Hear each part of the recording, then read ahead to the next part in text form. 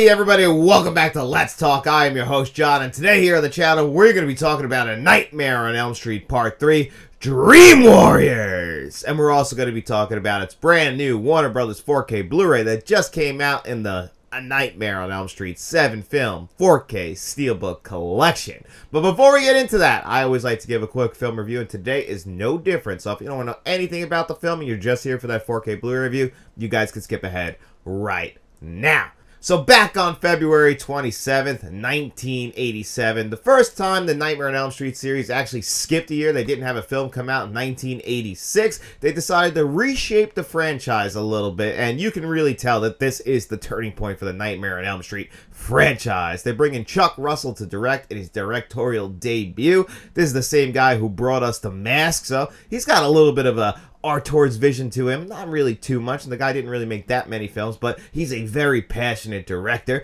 and the story itself was developed by Wes Craven, the guy who made the first film. He wasn't going to come back to direct, but he did help write the story, write the screenplay, and I really think that helps lend itself to make this the second best Nightmare on Elm Street film. Now, it's definitely the best franchise film. Now, I still don't think this comes really that close to the original. The original one is an all-time classic. It had a lot more to say, it was a lot scarier, and they tried to replicate that formula with A Nightmare on Elm Street 2, and in my opinion, they swung and they missed. Yes, that movie has kind of been reclaimed a lot lately, but A Nightmare on Elm Street 3, we're bringing back a lot more than just Wes Craven. We're also bringing back Nancy.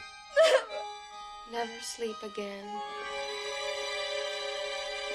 Heather Langenkamp. We're going to be bringing back her father, John Saxon. We're going to have Larry Fishburne, when he was still going by Larry Fishburne in this movie. And somebody who would develop into a phenomenal actress, Patricia Arquette, in the lead role as Kristen. And the Dream Warriors, they're a bunch of kids. They are I guess they're in a mental institution for children because they're all experiencing these absolutely horrible dreams. And of course, just like in the first Nightmare film and the second Nightmare film, the parents just do not believe these kids, and they just, want them out of here. Even though, as we know, it's really all the parents' fault that this is all happening anyway, because Freddy's going to get his revenge on the kids, not on the actual parents. The parents are just, too busy being alcoholics and whores out there, so it's just not working out, so they just want to put their kids in the home. But luckily, in this hospital, Craig Wasson is the head doctor, who many people might recognize from Body Double. It's the only two movies I ever recognized him in. He looks exactly the same, and he is not a very good actor. And, he's, running this hospital, and finally somebody new starting. Heather Langenkamp's going to be there, Nancy, and she knows exactly what these kids are going through. It's more than just bad dreams. It's Freddy Krueger. He's back, and he's killing these kids. And this is where we see all of these kids that are getting killed in like these murderous, monstrous ways. The big one in this movie that always stands out is, welcome to prime time, bitch, with the one girl who wants to become an actress. This is it, Jennifer. Your big break in TV. Welcome to prime time, bitch. This is really the turning point of Freddy Krueger, from scary Freddy to the more cartoonish Freddy that definitely the next three films would carry through. This one's kind of a blend between he's still trying to be scary, but he's going to be banging out those one-liners. Like the kill where he makes the one kid into a puppet, like the score that's going on during that. And just, it's scary as hell because, the way no one else can see his arms, but we can see his arms. That's his veins. It's disgusting. It's grotesque, but it works. This is also the one where they really started to get creative with the sets as far as being in Freddy's dreams. In this first and second one, we're not entirely sure. They tried to really take it from a more literal sense, how dreams really work, where they don't even realize they're in dreams. Like things are just a little out of place. Like, think in the first one when they're in the school, nobody notices the body bag being dragged across the floor or the leaves. No, these are full-blown dream sets. The one girl gets killed with the needles and everything like that. And everything in the background is very creative. It's not just a boiler room or anything like that. So I really did appreciate the production design for this one. Freddy's makeup is also becoming a little bit more easy to take, a little less moist. It definitely becomes less moist once we get to the fourth film. But these kids, they kind of become like a super group. They all have their own superpowers, because when you're in your dreams, what's going to stop you? The one kid in the wheelchair, he walks just fine. Kincaid, who I love Kincaid, he's just super strong. We see him bending the chair and everything like that. So everybody's got their powers, and it's all because Kristen can bring people into her dreams. That's her superpowers, and she forms the Dream Warriors.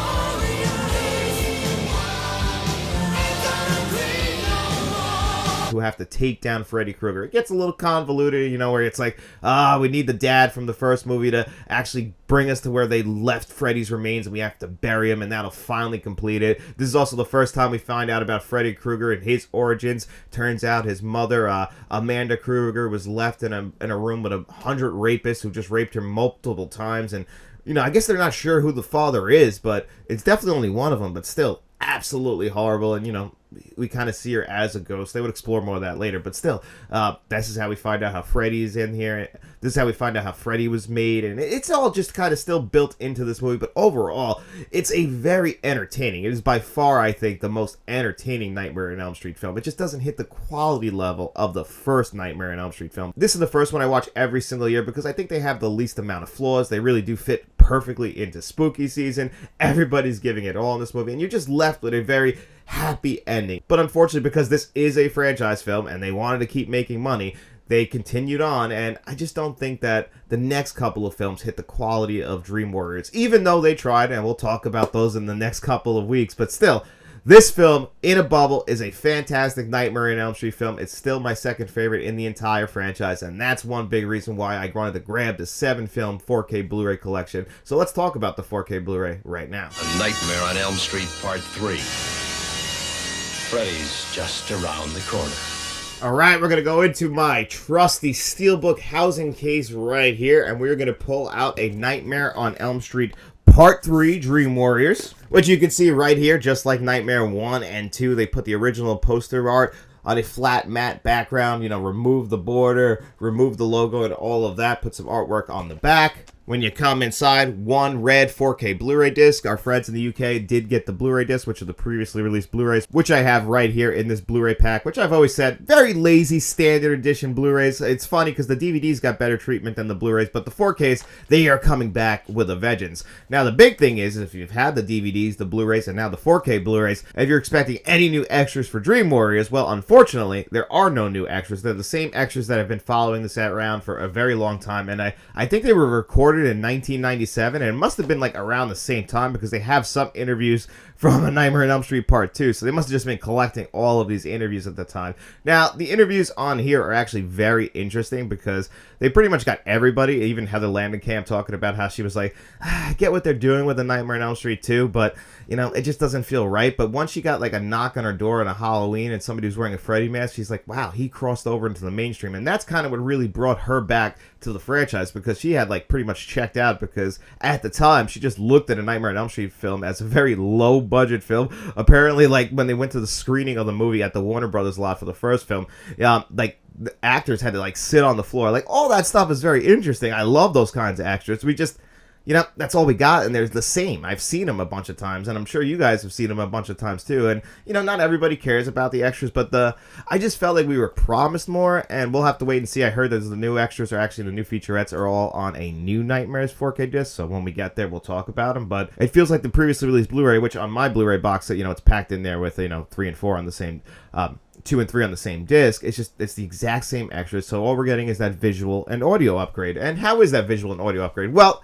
like Warner Brothers has been doing, like they did on Nightmare 1 and 2, we get the original audio for all the cinephiles out there who want to, you know, experience how it was in 1987, or you can get a brand new Dolby Atmos track. And this Dolby Atmos track, compared to A Nightmare on Elm Street 2 and even the first one, is much better, much improved. I don't think Warner Brothers went in there and did these discs any different. I don't think they did the transfers any different. I just feel like certain elements of the films are in better condition in comparison, so I feel like the audio for this one must have been in great condition, because my God, this was a kick-ass Dolby Atmos track. Now, given, you know, they're getting better with the sound design as they go on, with the sound mixing. You know, this is 3 years since the first film, but I really did appreciate the Dolby Atmos track on here. Thought it was awesome. Now, the visual upgrade, again, much better than I thought 2's visual upgrade was, especially if you go from the Blu-ray to the 4K Blu-ray. Now, I've seen 4 so far as well, and I think that one's a much noticeable upgrade more than this one is, because Dream Warriors, the Blu-ray, it's actually fine, but there's some stuff in here that has lent itself so well to the 4K Blu-ray format.